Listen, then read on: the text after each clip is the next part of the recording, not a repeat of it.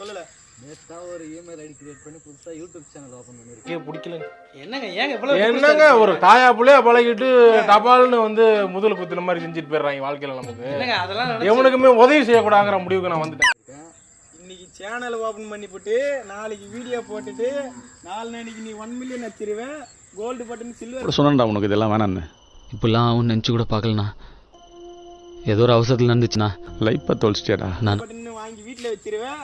அப்படியே ஒரு காசு காரு வாங்கிக்கின்னு ஏரியாக்குள்ள ஏறிக்கின்னு அப்படியே சுத்தின்னு வந்து இருப்பேன்.